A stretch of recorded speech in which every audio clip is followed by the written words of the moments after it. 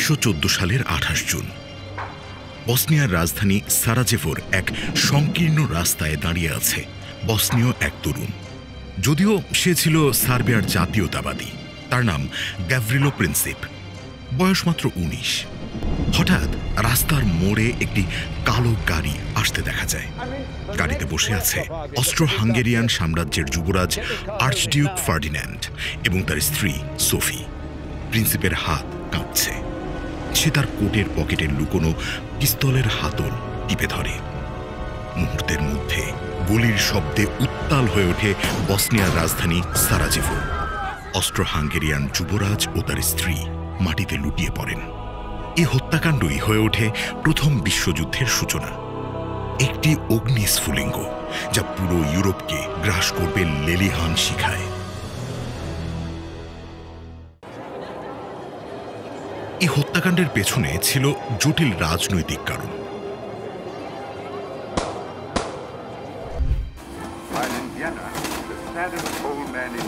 Bosnia তখন Austro Hungarian সাম্রাজ্যের অধীন, কিন্তু সার্বীয় জাতীয়তাবাদী গোষ্ঠী ব্ল্যাক হ্যান্ড চাইছিল বসনিয়াকে সার্বিয়ার সাথে যুক্ত করতে।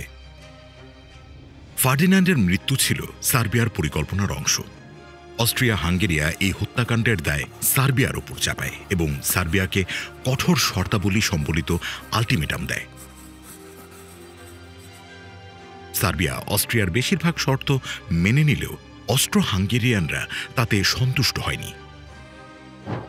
28 জুলাই 1914 অস্ট্রিয়া হাঙ্গেরি সাম্রাজ্য সার্বিয়ার বিরুদ্ধে যুদ্ধ ঘোষণা করে।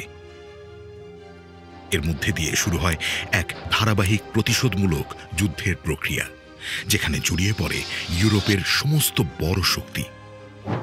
ইউরোপের এই বড় বড় শক্তিগুলো মিত্রশক্তি ও অক্ষ শক্তি এই দুই জোটে ভাগ হয়ে যায়। প্রথম বিশ্বযুদ্ধের আগুন ছড়িয়ে পড়ার পেছনের মূল কারণ ছিল ইউরোপের জটিল জোট ব্যবস্থা। এক পক্ষে ছিল মিত্রশক্তি ফ্রান্স, ব্রিটেন, রাশিয়া ও পরবর্তীতে যোগ দেয় ইতালি, জাপান ও মার্কিন যুক্তরাষ্ট্র।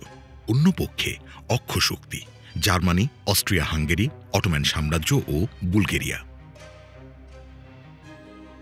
এই জোটগুলো গড়ে উঠেছিল বছরের পর বছর ধরে চলা ভূ রাজনৈতিক প্রতিযোগিতা, উপনিবেশ দখলের লড়াই আর জাতীয়তাবাদের উত্থানের ফলে। জার্মানি তখন ইউরোপের শক্তিশালী রাষ্ট্র। তারা চাইছিল ব্রিটেন ও ফ্রান্সের উপনিবেশগুলোর মতো নিজেদের সাম্রাজ্য বানাতে। কিন্তু ফ্রান্সের সাথে তাদের শত্রুতা ছিল প্রাচীন। 1871 সালে ফ্রান্স প্রুশিয়া যুদ্ধে জার্মানি ফ্রান্সের কাছ থেকে আলসাস লোরেন নামক একটি এলাকা দখল করে নেয়। ফ্রান্স এটা কখনোই মেনে নিতে পারেনি। অন্যদিকে রাশিয়া নিজেকে সার্বীয় জাতির রক্ষক মনে করত, তাই সার্বিয়াকে সমর্থন দেওয়া রাশিয়ার জন্য বাধ্যতামূলক হয়ে ওঠে। প্রথম বিশ্বযুদ্ধের ময়দানে সবচেয়ে ভয়াবহ ছিল ট্রেঞ্চ যুদ্ধ, অর্থাৎ বড় লম্বা খাল খনন আর তার মধ্যে লুকিয়ে থেকে যুদ্ধ করা।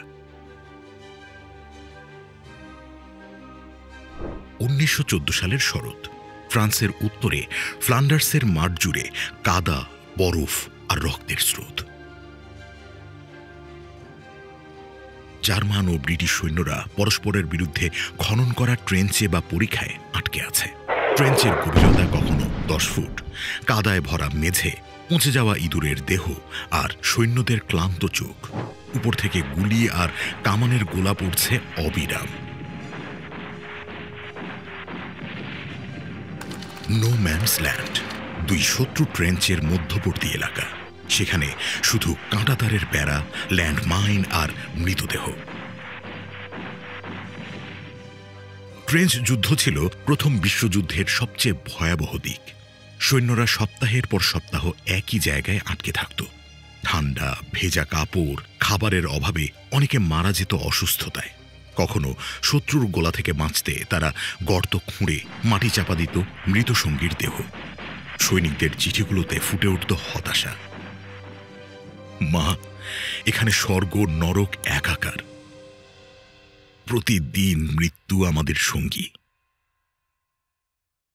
এই যুদ্ধে মানব সভ্যতা প্রথম দেখল আধুনিক প্রযুক্তির নিষ্ঠুর রূপ।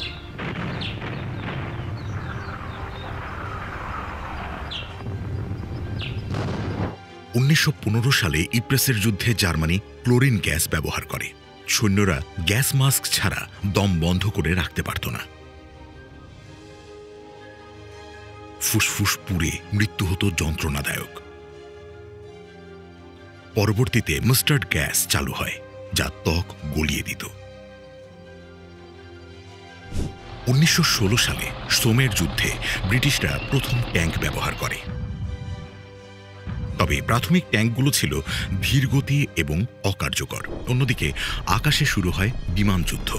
ডগ ফাইট নামে পরিচিত বিমানগুলোতে পাইলটরা পিস্তল বা মেশিনগান নিয়ে লড়ত। বিমান থেকে বোমা ফেলা হতো শহরের উপরে।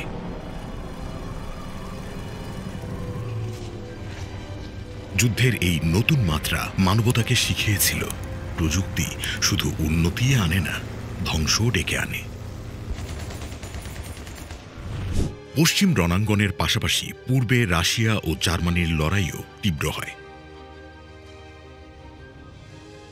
1914 সালে ট্যানেনবার্গের যুদ্ধে জার্মান জেনারেল হিন্ডেনবার্গ রাশিয়ান সেনাবাহিনীকে ধ্বংস করেন।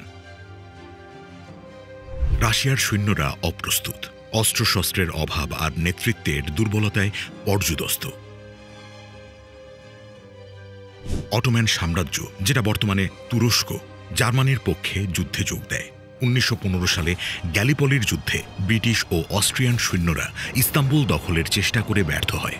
সমুদ্র তীরের খারাপ পাহাড়ে আটকে যায় হাজারো সৈন্য। এই যুদ্ধে অটোম্যান বাহিনীর নেতৃত্ব দেন মুস্তাফা কামাল, পরবর্তীতে আতাতুর্ক, যিনি তুরস্কের আধুনিকায়নের জনক। অন্যদিকে মধ্যপ্রাচ্যে ব্রিটিশ লরেন্স অফ অ্যারাবিয়ার নেতৃত্বে আরব বিদ্রোহ অটোম্যানদের দুর্বল করে তোলে। 1917 সাল, যুদ্ধের মোড় ঘুরে যায়। জার্মানি অনিয়ন্ত্রিত সাবমেরিন যুদ্ধ ঘোষণা করে, যেখানে তারা যুক্তরাষ্ট্রের বাণিজ্যিক জাহাজও ডুবিয়ে দিল। এপ্রিলে এক জার্মান সাবমেরিন ব্রিটিশ যাত্রীবাহী জাহাজ লুসিটানিয়া ডুবিয়ে দেয়, যাতে 128 মার্কিন নাগরিক মারা যান। এই ঘটনা যুক্তরাষ্ট্রকে যুদ্ধে টেনে আনে। প্রেসিডেন্ট উড্রো উইলসন কংগ্রেসে বললেন, বিশ্বকে গণতন্ত্রের জন্য নিরাপদ করতে হবে। মার্কিন সৈন্যরা ইউরোপে পৌঁছালে যুদ্ধের ভারসাম্য বদলে যায়। তাদের তাজা শক্তি, অস্ত্র ও রসদ মিত্রশক্তিকে নতুন প্রাণ দেয়। অন্যদিকে রাশিয়ায় বলশেভিক বিপ্লব ঘটে। লেনিনের নেতৃত্বে কমিউনিস্টরা ক্ষমতা দখল করে এবং জার্মানির সাথে ব্রেস্ট লিটোভস্ক চুক্তি করে যুদ্ধ থেকে সরে আসে। 1918 সালের 11 নভেম্বর ভোর 5টায় ফ্রান্সের কম্পিয়ানে ফরেস্টে একটি রেলওয়ে ক্যারেজে জার্মানি আত্মসমর্পণ করে।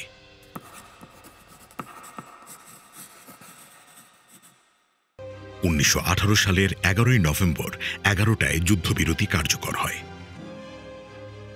গির্জার ঘণ্টা বাজে, মানুষ রাস্তায় নেমে আসে। 1919 সালের ভার্সাই চুক্তিতে জার্মানিকে একতরফাভাবে দায়ী করা হয়। তাদের সেনাবাহিনী কেটে ফেলা হয়, বিশাল ক্ষতিপূরণ দিতে বাধ্য করা হয় এবং অঞ্চল হারাতে হয়। এই চুক্তি জার্মানিতে ক্ষোভের জন্ম দেয়, যা পরবর্তীতে হিটলারের উত্থানের পথ তৈরি করে। অন্যদিকে নতুন দেশের জন্ম হয়, পোল্যান্ড, চেকোস্লোভাকিয়া, ইউগোস্লোভাকিয়া। অটোম্যান সাম্রাজ্য ভেঙে তুরস্ক সহ মধ্যপ্রাচ্যের ব্রিটিশ ফরাসি উপনিবেশ গড়ে ওঠে। প্রথম বিশ্বযুদ্ধে প্রাণ হারায় 1,60,00,000-এর বেশি মানুষ, আহত হয় 2 কোটিরও বেশি। ফ্রান্সের পুরুষ জনসংখ্যার 10% নিহত হয়। যুদ্ধে প্রথমবারের মতো ব্যাপক হারে নারী শ্রমিক ব্যবহৃত হয়। তারা অস্ত্র কারখানা, হাসপাতাল আর পরিবহনে কাজ করে পুরুষদের অনুপস্থিতি পূরণ করে। যুদ্ধ শেষে নারীরা ভোটাধিকার ও সামাজিক স্বীকৃতি পেতে শুরু করে। কিন্তু এই যুদ্ধের মানসিক ক্ষত ছিল অনেক গভীর। শেল শক নামে পরিচিত পিটিএসডি অর্থাৎ পোস্ট ট্রমাটিক স্ট্রেস ডিসঅর্ডার লক্ষণ দেখা দেয় অসংখ্য সৈন্যের মধ্যে। কবি উইলফ্রেড ওয়েন লিখেছিলেন, যুদ্ধে গৌরব নেই, শুধু মৃত্যুর নিঃশব্দ চিৎকার। এই যুদ্ধের ধ্বংসস্তূপ থেকে জন্ম নেয় আধুনিক বিশ্ব। লিগ অফ নেশনস গঠিত হয় শান্তি রক্ষার লক্ষ্যে, যদিও তা ব্যর্থ হয় দ্বিতীয় বিশ্বযুদ্ধ ঠেকাতে। যুদ্ধের প্রযুক্তি বৈজ্ঞানিক উদ্ভাবনে প্রেরণা যোগায়। প্লাস্টিক সার্জারি, অ্যান্টিবায়োটিক, বিমান চলাচল। কিন্তু একই সাথে এটি প্রমাণ করেছিল যে মানবতা যত উন্নত হয়, ধ্বংসের ক্ষমতাও ততই বাড়ে।